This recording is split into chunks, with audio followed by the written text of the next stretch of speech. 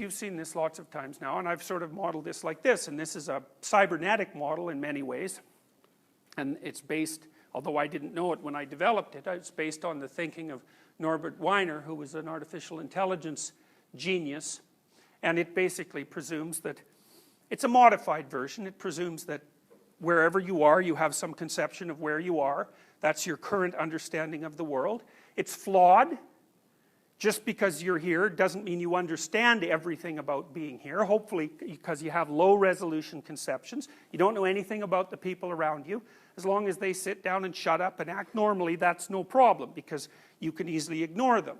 But they're full of weird potential, and God only knows when that's going to emerge from one of them. But so I'm saying you know where you are, you have a model of what you are, but it's shallow and potentially flawed. And part of the reason that you can get away with that is because there's this implicit agreement among all of us not to do anything that violates general social expectation. And so that's partly how you can get away with the fact that you don't know anything about anyone.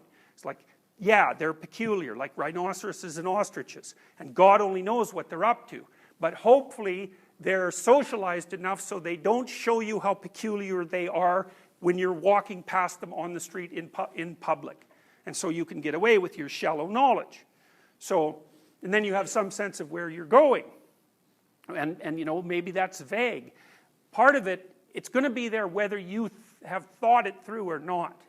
And the reason for that is, as we've discussed, the biologists are pretty good at informing us on this part, is that, you know, at the base of your cognitive, emotional, motivational, perceptual structure that gives rise to your being are these systems that are going to push you in some direction. As a motivation systems or emotion systems. So if you don't drink water long enough, pretty much that's all you're going to be able to think about and value, and not only that, see the world through.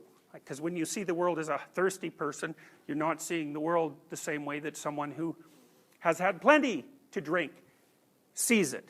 So, you know, so you have this space that defines where you are, and this conception about where you're going, and you think where you're going is better, and you have a theory about how you're going to transform the present into the more desirable future. But you can make an error at any level of that conceptualization.